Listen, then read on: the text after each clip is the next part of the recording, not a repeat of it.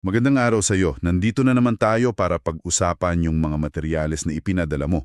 At gayon, ang topic natin, isang salita na parang gasgas na sa sobrang gamit lalo na sa business o sa self-help books, vision. Pero babaliin natin yung karaniwang pagtingin dito. Ang pag-uusapan natin ay yung pananaw na hindi mo iniimbento, kundi tinatanggap mo. Yung konsepto ng seeing through God's eyes. At bago tayo magpatuloy, gusto kong itanong sa'yo. Naranasan mo na ba yung feeling na sobrang busy ka, productive ka naman, check lahat sa to-do list mo, pero sa gabi paghiga mo parang may kulang. Yung pakiramdam na tumatakbo ka ng mabilis pero hindi ka sigurado kung nasa tamang direksyon ka. Kung oo, para sa'yo talaga ang usapang ito. Kasi susubukan nating himayin yung pagkakaiba ng ambisyon na galing sa sarili at ng isang pananaw na ipinapahayag sa atin. Alam mo, tamang-tama yan tanong mo. Talaga? Oo, kasi yan mismo yung problema na nilalatag ng mga source na binigay mo. Maraming leader ngayon, sa kumpanya, sa komunidad, kahit sa pamilya, talagang masisipag. May mabuting intensyon. Pero ramdam nila yung sinasabi mo, yung pagkawalang direksyon. At ayon sa mga material na to, ang kulang ay hindi bagong estratehiya o mas magandang business plan, ang kulang daw ay sight o yung kakayahang makita kung ano yung tunay na mahalaga, isang pananaw na hindi limitado sa kung ano lang ang kaya mong isipin o kung ano ang inaasahan sa'yo ng iba. Okay, diyan tayo magsimula. So yung pinakaunang idea pala dito, na medyo kontrakultura, ay hindi mo to iniimbento, tinatanggap mo lang. Tama ba yung pagkakaintindi ko? Paano yun nangyayari? Parang ang abstract pakinggan. Totoo, medyo mahirap siyang i-grasp sa una kasi sanay tayo na tayo ang bida sa kwento natin, 'di ba? Pero ang sabi dito, ang biblical vision ay isang revelation, isang pahayag. Hindi siya produkto ng ating creativity o ng strategic planning session. Ang Diyos ang nagpapasimula at tayo, ang trabaho natin ay tumugon. Maganda yung analohiya na ginamit sa isang source. Para kang nasa gitna ng madilim na gubat, biglang may nag-abot sa iyo ng isang malakas na lampara. Hindi ikaw yung gumawa ng liwanag. Pero dahil tinanggap mo, biglang luminaw yung daan sa harap mo. Ganon daw ang vision. Wow! Okay, ang analogy ng lampara, malinaw yon. So hindi ako yung factory ng ilaw, ako lang yung tagahawak.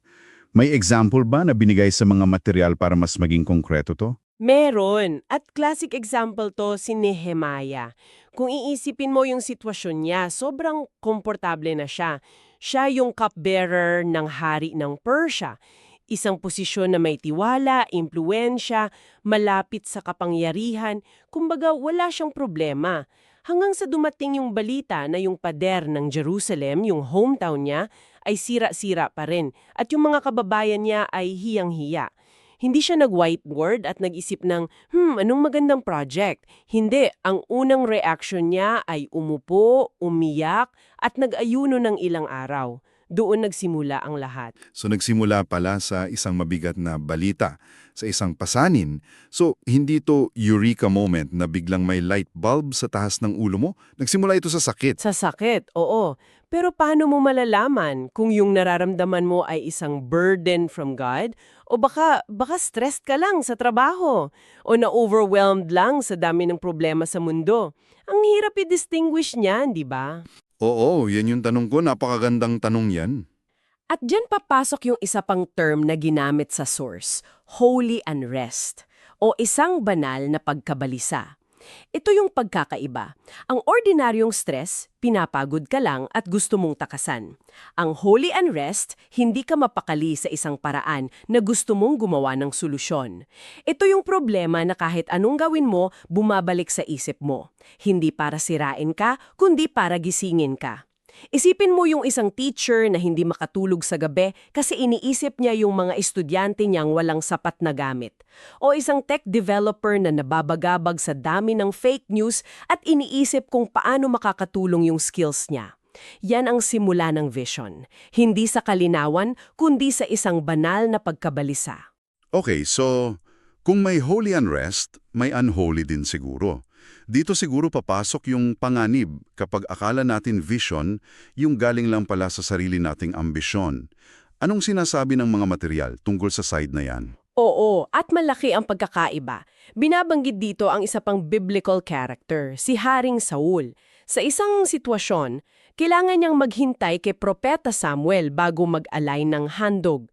Pero natagalan si Samuel at yung mga sundalo ni Saul nagsimula ng manghina at mag-alisan. Natakot si Saul, na-pressure siya, kaya ang ginawa niya, siya na mismo ang nag-align ng handog. Isang bagay na labag sa utos. Kumilos siya, pero ang source ng action niya ay takot, pressure at yung kagustuhang kontrolin ang sitwasyon. Iyon ay self-authored vision. I can imagine a modern version of that. Isang startup founder na nakakita ng opportunity, may momentum, sinusuportahan ng investors, pero sa loob-loob niya, ang nagtutulak sa kanya ay yung takot na maunahan ng competitor o yung pressure na kailangan niyang nag-scale agad. Iyan ang modernong Haring Saul, kumikilos dahil sa pressure, hindi dahil sa malinaw na tawag. At ang resulta para kay Saul, yon ang naging simula ng pagbagsak niya. Exactly. At nagbibigay ito ng isang matinding babala na relevant sa ating lahat. Huwag mong ipagkamali ang momentum bilang mandato mula sa Diyos. Huwag mong isipin na dahil may opportunity, automatic na yun ang tawag sa'yo. Minsan, ang opportunity ay distraction lang. Ang self-authored vision, madalas nagre-resulta yan sa burnout, sa mga pamilyang napapabayaan, at sa pagtatayo ng mga bagay na mukhang successful sa labas pero walang espiritual na pundasyon sa loob. Sa ito na, yung $1 million question. Paano natin malalaman ang pagkakaiba? Kasi sa simula, yung vision from God at yung self-authored vision, pwedeng magkamukha, di ba? Parehong nangangailangan ng sakripisyo, parehong mukhang good idea. Anong litmus test ang binibigay ng mga source? May isang malinaw na pagsubok na binibigay, at ito yon. Ang pananaw na galing sa Diyos ay laging redemptive o mapanubos. Hindi ito para sa sariling kapurihan. Laging katuon ito sa paglilingkod at pag-aayos ng isang bagay na sira sa mundo. Okay, yung salitang redemptive, i-unpack natin yan. Anong itsura niyan sa practice? Magandang i-unpack yan. Ang ibig sabihin ng redemptive, ang goal nito ay hindi lang para kumita ang negosyo mo o para sumikat ka sa industriya mo. Ang tanong ay nag-iiba. Mula sa gaano kalayo ang mararating ko, nagiging, Sino ang paglilingkuran ko? oo, sino ang tinatawag ng Diyos na paglingkuran ko?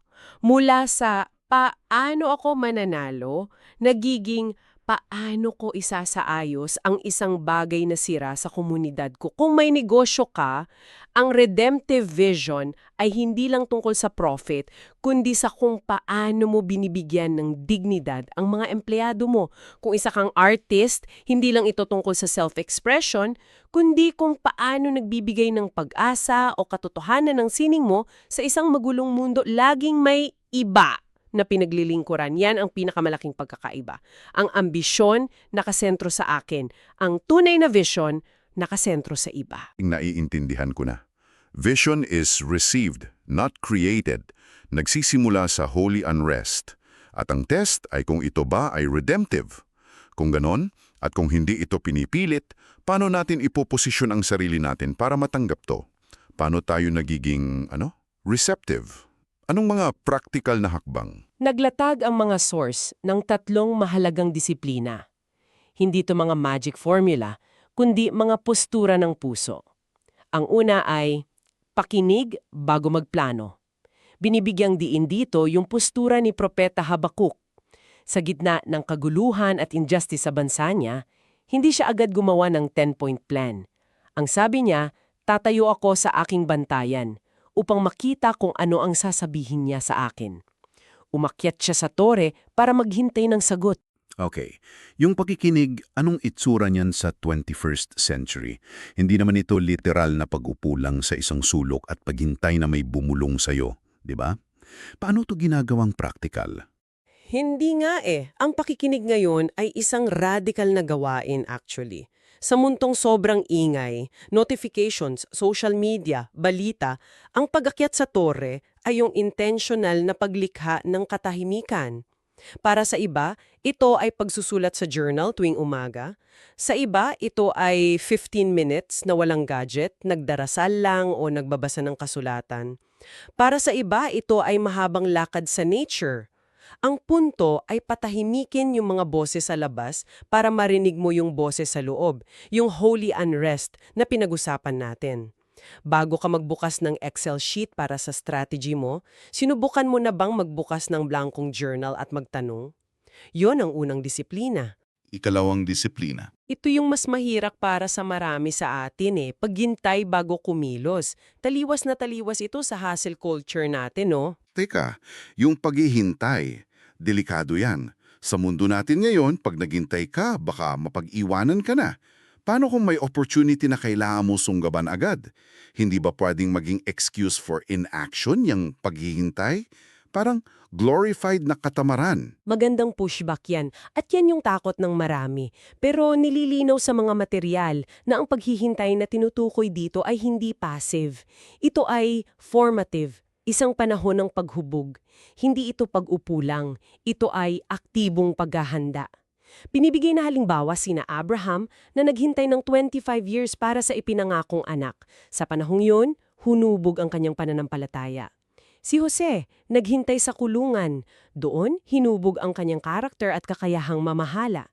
Si Moises, 40 years sa ilang. Doon tinanggal yung pride niya bilang prinsipe ng Ehipto. Ang paghihintay ay hindi parusa. Ito ay classroom ng Diyos. Inihahanda ka nito para sa bigat ng vision na ipagkakatiwala sa'yo. So yung paghihintay ay hindi empty. Yeah. May purpose. Yeah. May nangyayari sa'yo habang naghihintay ka. Hmm. Okay, I get that. So may listening, Yeah. may waiting. Ano yung pangatlo at huling disiplina? Ang pangatlo ay yung pag-unawa sa pagkakaiba ng pananaw, vision, at estratehiya, strategy. Ito yung practical na bahagi. Ang pananaw ay ang bakit, yung pangmatagalan, hindi nababagong layunin na galing sa Diyos. Ang estratehiya ay ang paano, yung mga practical na hakbang natin para maabot yon. At ito, pwedeng magbago. Ang malaking pagkakamali ay kapag ang estratehiya na ang nagdidikta sa pananaw. Bigyan mo ako ng example para mas malinaw. Okay, gamitin natin si Haring David. Ang vision ni David ay hindi maging pinakamakapangyarihang hari. Ang vision niya ay yung tipan or covenant ng Diyos sa Israel. Yun yung why niya. Ngayon, yung mga estratehiya niya para pagsilbihan yung vision na yon nagbago-bago. May mga military campaigns siya, may mga political alliances, may mga reforms sa worship. Yung paano niya nag-adjust sa sitwasyon, pero yung why niya nanatiling matatag. Sa modernong panahon, isipin mo ang isang non-profit. Ang vision nila ay isang siyudad kung saan walang batang nagugutom. Yan ang fixed why. Ang strategy nila sa unang taon ay baka isang soup kitchen, strategy A. Pagkatapos ng ilang taon, nakita nilang mas sustainable kung tuturuan nilang mga pamilya, so lumipat sila sa urban farming, strategy B. Okay. At sa huli, baka mag-focus sila sa policy advocacy para baguhin ang sistema, strategy C. Nakita mo, ang paano pwedeng mag-evolve pero laging naglilingkod sa hindi nagbabagong bakit. Ang vision ng amo, ang strategy ang utusan, hindi baliktad. Napakalinaw nun. Vision is the anchor, strategy is the ship. Pwedeng magbago ang ruta ng barko depende sa hangin pero laging nakakabit sa anchor. Ganon. Wow! Okay, so buuin natin ang lahat ng napag-usapan natin para sa iyo na nakikinig. Ang mga materyales na sinuri natin ngayon ay isang malaking hamon sa karaniwang ideya ng vision bilang isang bagay na galing sa ating galing at talino.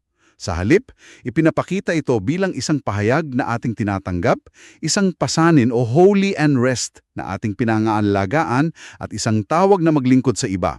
Nagsisimula ito sa isang banal na pagkabalisa, nililinang sa pamamagitan ng mga disiplina tulad ng pakikinig at paghihintay at laging may layuning redemptive. At kung may isang sentral na pagbabago sa mindset, Ito yon, mula sa isang pamumuno na nagtatakda ng sarili niyang direksyon patungo sa isang pamumuno na tapat na nangangalaga sa direksyon na ipinapahayag ng Diyos. It's a shift from personal ambition to spiritual perception. Hindi ito tungkol sa pagkakaroon ng lahat ng sagot, kundi sa pagkakaroon ng tamang mga tanong at sa kakayahang maghintay para sa tamang mga sagot. At para iwanan ka ng isang bagay na pag-iisipan, may isang malalim na tanong na iniwan ng isa sa mga source at ito yun. Ang pamumuno mo sa trabaho, sa pamilya, sa sarili, ay nagmumula sa kung ano lang ang nakikita mo gamit ang sarili mong mga mata? O nagmumula sa kung ano ang ipinapahayag ng Diyos sa iyo? Dahil sinasabi sa teksto na kung magkaiba yung dalawang yan, lalabas at lalabas din kalaunan yung pagkakaibang yun sa iyong estratehiya, sa bilis ng iyong pagkilos, at sa uri ng iyong impluensya. Pero habang binabasa ko yan, may pumasok na isa pang tanong sa isip ko na hindi direktang tinalakay sa mga material, at ito ang gusto kong iwan sa'yo. Ano ang mangyayari kapag ang komunidad na kinabibilangan mo, ang iyong simbahan, kumpanya o organisasyon ay nakatanggap ng isang corporate vision, pero parang salungat ito sa personal na holy unrest na nararamdaman mo? Paano mo haharapin yung tensyon sa pagitan ng individual na pagkilala sa isang tawag at ng isang pahayag na para sa isang buong komunidad? Yan ay isang bagay na sulit pagnilayan.